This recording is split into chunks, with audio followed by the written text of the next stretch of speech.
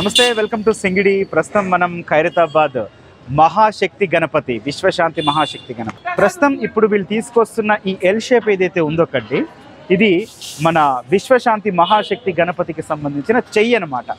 ఒక చెయ్యి. సో చూడండి, అంటే మనకి ఇక్కడ ఎల్బో నుంచి ఇట్లా వి షేప్ వస్తుంది కదా, ఆ చెయ్యి కనిపిస్తుంది చూడండి. సో దీనికి ఇప్పుడు ఏం చేస్తారంటే ఆ రింగులు అది అక్కడ మనకు దూరంగా కనిపిస్తున్నాయి కదా, ఎస్ ఇక్కడ కనిపిస్తున్నాయి చూడండి. ఈ రింగుల్ని తీసుకొచ్చి మనకి ఏం చేస్తారని చెప్పారంటే ఆ చెయ్యి షేప్ తీసుకొచ్చే ప్రయత్నం చేస్తారు.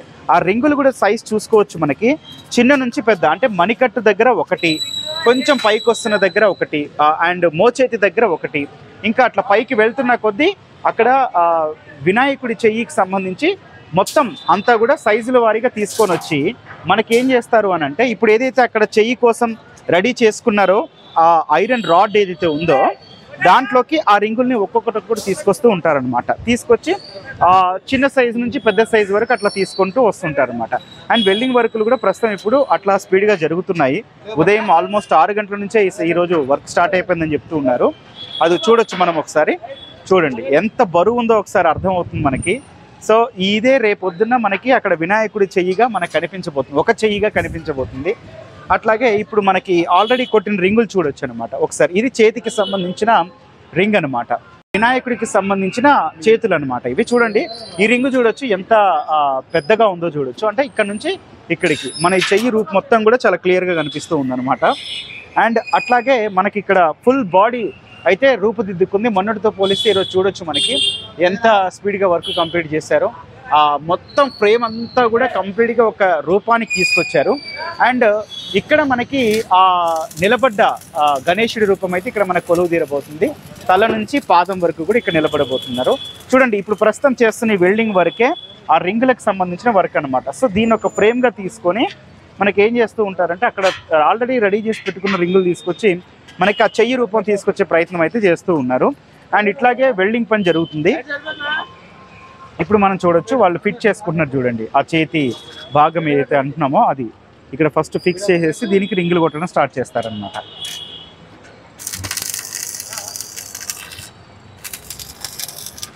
ఇట్లా చేతి పని అయిన తర్వాత నెక్స్ట్ వాళ్ళు మొత్తానికి ఎన్ని చేతులు అయితే ఉన్నాయో అన్ని చేతులు కంప్లీట్ చేసుకుంటారు. అండ్ ఇక్కడ మనం చూడొచ్చు ఒకటి మనకి ఇక్కడ పొడుగ్గా కనిపిస్తుందా ఒక నిలువుగా, ఇదే విశ్వశాంతి మహాశక్తి గణపతికి సంబంధించిన కాలు అనమాట.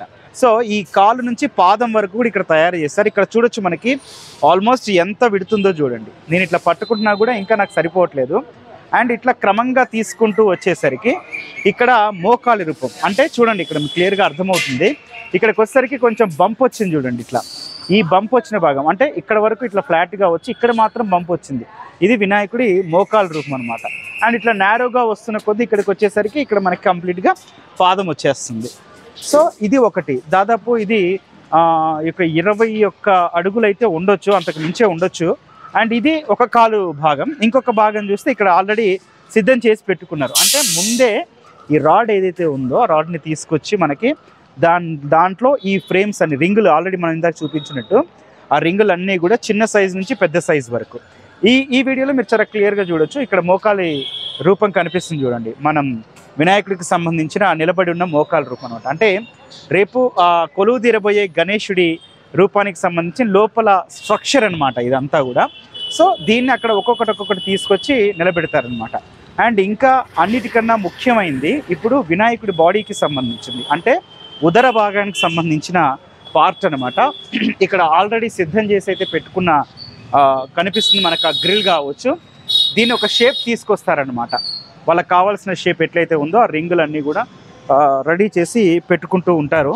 వినాయకుడికి సంబంధించిన తల అనమాట ఇది. సో ముందే ఒక స్ట్రక్చర్ గీసుకొని తర్వాత ఒక్కొక్కటి వెల్డింగ్ చేసుకుంటూ ఇంత జాగ్రత్తగా క్లోజ్గా వెల్డింగ్ చేసుకుంటూ ఇక్కడ మనకి రూపం తీసుకొచ్చారు చూడండి. ఇక్కడ మనకి వినాయకుడి రూపం క్లియర్ కనిపిస్తుంది. అండ్ ఇది కిరీటం, ఇది వచ్చి మాత్రం ఇక్కడ తల భాగం కనిపిస్తుంది చూడండి వినాయకుడిది.